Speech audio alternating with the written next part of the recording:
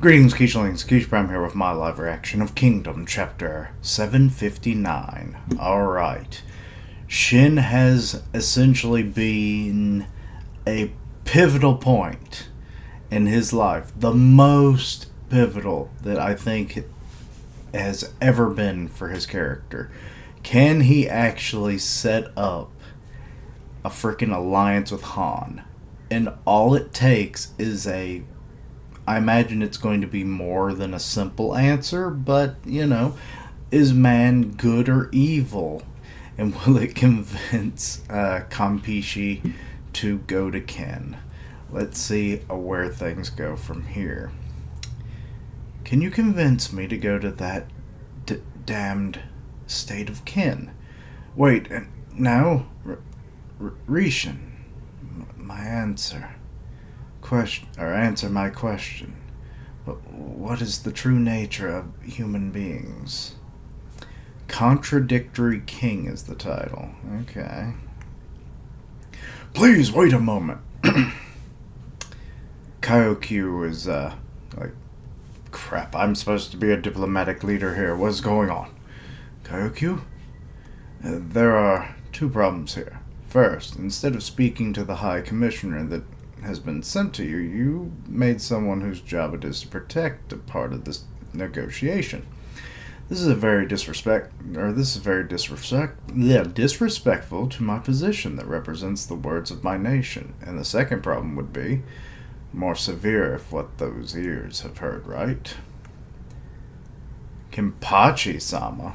What? That was Kanpishi. What did they switch the I's and the A? In the presence of the High Commissioner of the King of Ken, referred to the state as Ken as damned? Yes, I did. Dog feces is clean compared to the state of Ken. Oh my god. What? Kampishi-sama.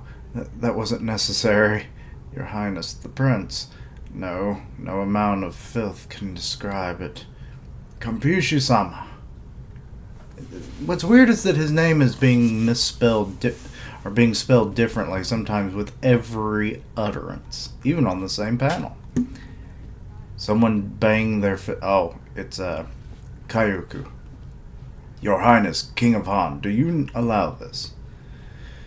What Han state is showing right now is a matter of repeating insults and continued provocations, is a legitimate reason that would allow Ken to declare war upon her. King does not look super deterred. I mean, he's got a little sweat going on there, but it's about the same visage as you've seen up to this point. You are representing a strong and powerful state. Why are you resorting to threats this fast? Kyokyu Dono? Uh-oh. This will make you look simple-minded. What? If only the word filth would make you so... If only the word filth would make you so angry. Isn't it more appropriate for you to discuss the matter and respond with arguments and evidence? After all, you are here to negotiate, as you know. Alright then, before I leave heading back to my nation in anger, I ask of you, Kampishi-sama, to explain the reason that made you refer to the state of Ken as filth. The reason is simple. Ken state is but a greedy country. Plundering and robbing it won't rest until it had invaded every adversary that had from the other states. Nothing will satisfy their greed. They will keep on killing and invading other homelands. Continue to shed blood and take what is not rightfully theirs. Can you say that for any of the states, though? They've kind of all been plunderers and whatnot. Is Shin actually, is his answer that men are good or evil? Like, it depends on the situation, and then he'll invoke himself as a good man, because he's stopped from pillaging whole cities. I forget who it was. It was a 1,000-man commander at the time, and he was not very happy when Shin addressed him at being able to rape and pillage a recently conquered castle. So I'm believing that's where Shin's going to go from here, but I don't know. But yeah, all the states are. I mean, there were hundreds of states at one point, and now they've all, been destroyed and assimilated into the seven that we know. So it's kind of weird that he's bringing this up, as if Ken were the only, guilty party. Just to satisfy the desires of the King of Ken. Like a dumb animal with no thought or consciousness. Or conscience. No, but it's worse than an animal. Ken is a pudrid tumor. How do they even know what a tumor is? Of greed. Far more disgusting than dog feces. You're wrong. Say is not as you describe him as all. Say, dumbass. King of Ken is completely the. Also, they've misspelled say. It's C. So they're all just saying yes. Let's see here. King of Ken is completely the opposite of what you just described him. He is King of Ken. The King of Ken is not doing this to satisfy his own desires, but to unify all the other states and to put an end to this era of war that lasted 500 years. I mean, these are true, but given the historical notions of what happens to Issei, I will say, don't be ridiculous. Is that your justification to erase us from existence? All you care about is Ken's interest. Is that general in his right mind? How much hypocrisy is there amongst you to cover up your hideous crimes with the cloak of virtue? They're all guilty of this shit. What do you think if you erased your nation from the map first? This is awful. How stupid. How could you say something like that in front of a hostile state?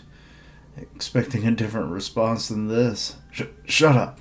But let us stop for a second to discuss your point. I am not addressing Shin as filth just because. Military aggression against our states. Chin? What? Suffers from a glaring contradiction. For as much as it exhibits cruelty and heartlessness, it also exhibits a glimmer of mercy and humanity. As happened, for example, at the end of the Coalition invasion, or the Backlash. Conky faced on the spot for slaying 100,000 prisoners. Could it be that the king of... Now it's Chen. What is up with these translations? Believes in the theory of inherent goodness? And what's the problem if so? On the other hand, he saw great virtue in the legalist Rishi, and he's trying to invite me to his court now. It seems that he's trying to establish a great state based on legalism after unification. The princess is like, The problem is, the very idea of legalistic law is born from the theory of innate badness, accepting that humans are filthy dregs whose nature needs rectifying. Yet, King... What? Who translated this? I swear to God they suck. King Shin's now? Shin's the king, apparently. Shin's king's faith in the theory of innate goodness, together with his indications of wanting to control his subjects through law. It's a glaring contradiction. The law and the theory of innate good What? Together from... I feel like whoever did this doesn't know what the fuck the English language is sometimes. A non-homogeneous. Mix that outmatches even feces in its distastefulness. Such an intellectual wasteland would be the last place I'd ever want to visit. What? Huh? What? Tell me, Rishin Dono, what does King Sei believe in? I'm going to have to just say King Sei because King Shin is not what that is. Let's see here. The theory of innate goodness or the theory of innate badness? Is he really this obsessed with the theories of innate goodness and badness? The princess is just now realizing that? How could I know? I would have no idea what's going on in that man's head. I mean, King Issei. Just tell him it's the theory of innate badness. That fool. I see, and that's why I wanted to hear your opinion. Because you're apparently an old friend of King Issei, Rishin Dono. The more I learn about you, the more naturally I learn about King Issei. Why all this persistence? Is this why he was so interested in Shin from the beginning? Could be. Besides, you have the experience of being in the thick of battles, unlike us men of the law. I'm dying to hear your opinion on the matter. Is human nature good or bad? I do like that his stutter has almost all but gone at this point. Say bad. And, whoop.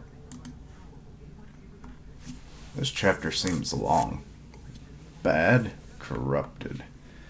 Excellent, well said. So, what? What do you mean by that term? You! So, the frickin' statesmen are all just kind of freaking out. For example, is Conky bad? The fact that he is bad is so obvious. He's even beyond that. What are you talking about, kid? But the members of Conky's clan, I probably never really believed that Conky was genuinely a bad person. Actually, it's possible they might have seen a glimmer of light in Conky. Conky's clan belongs to a category which is more predisposed to the bad nature, more so than other humans.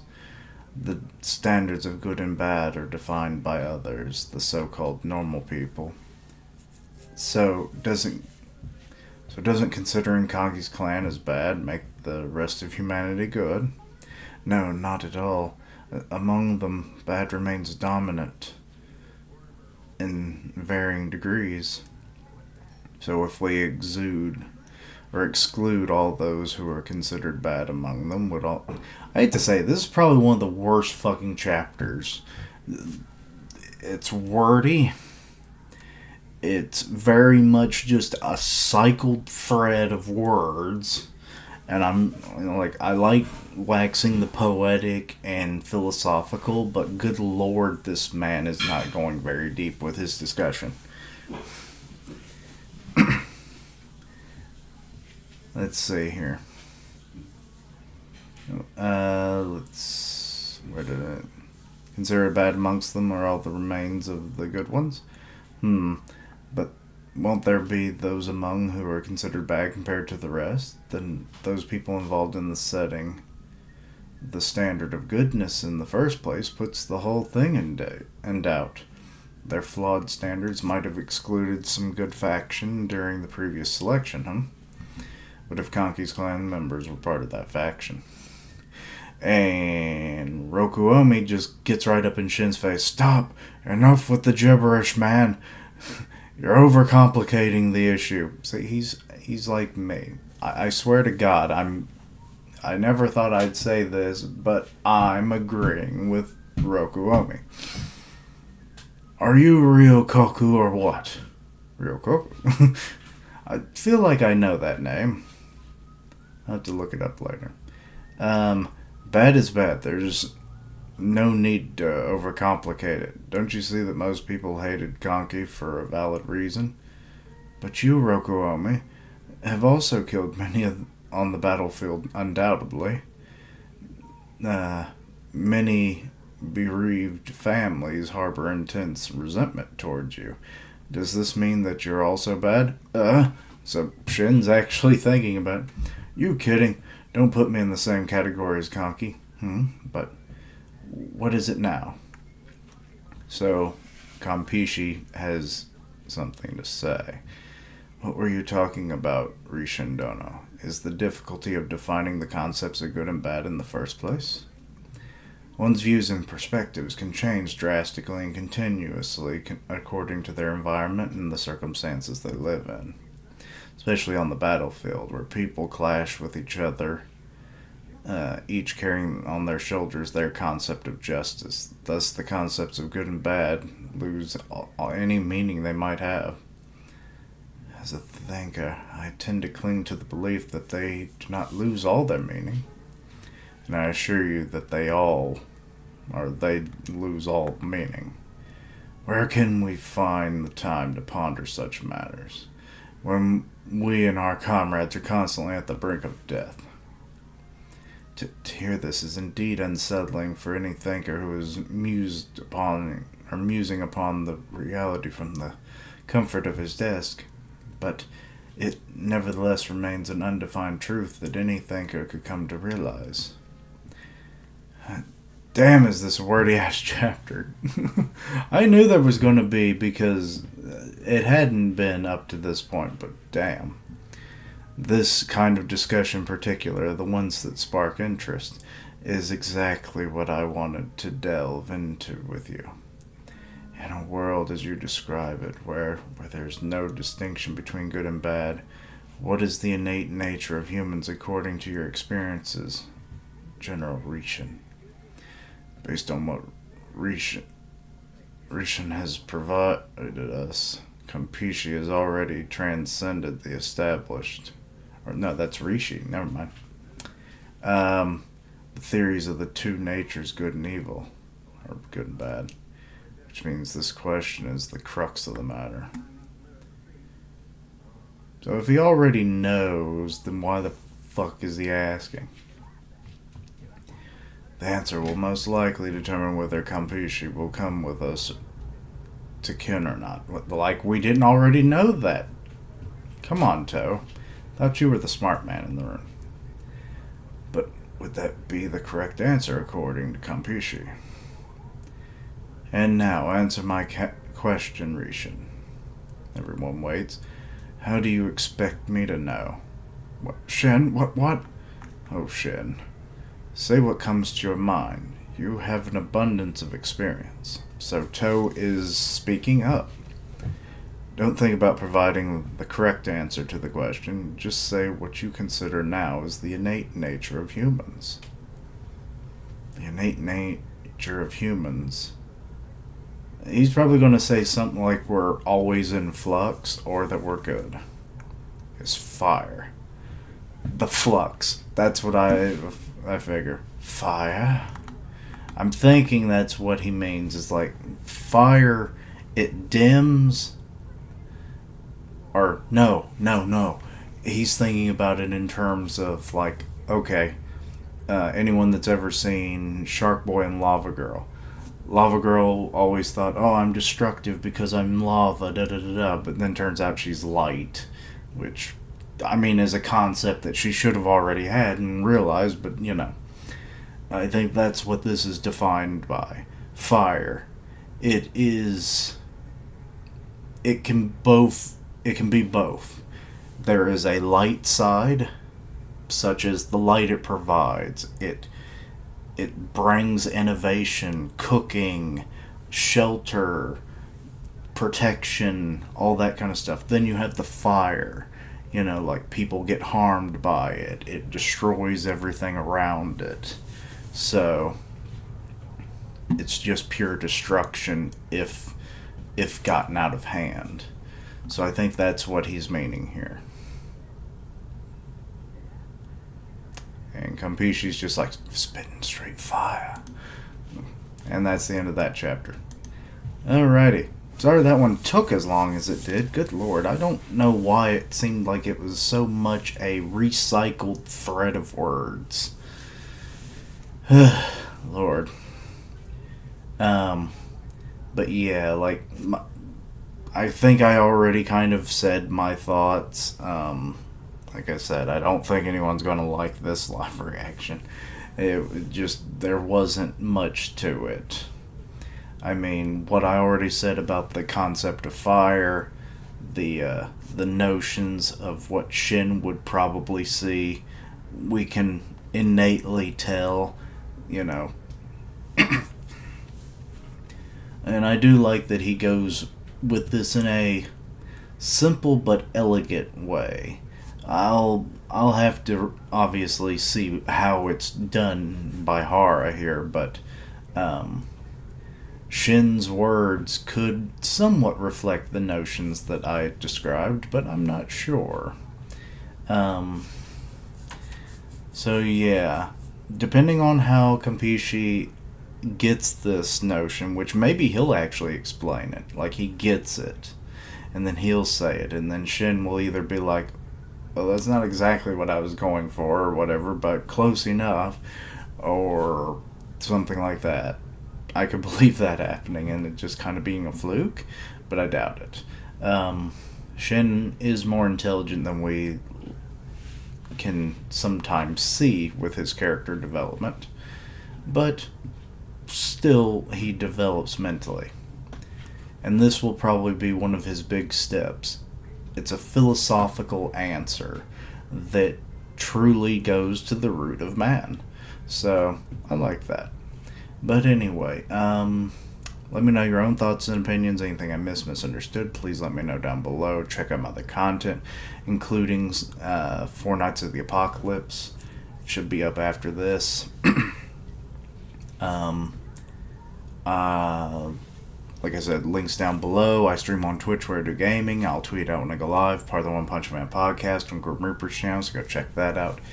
And as always, later days. And until next time, Quichelings. Oh god, that was a bit of a drag of a chapter to read. I mean, between the some of the grammar, the spelling errors, the recycled dialogue, it was a slog. But ended on a good note, I like.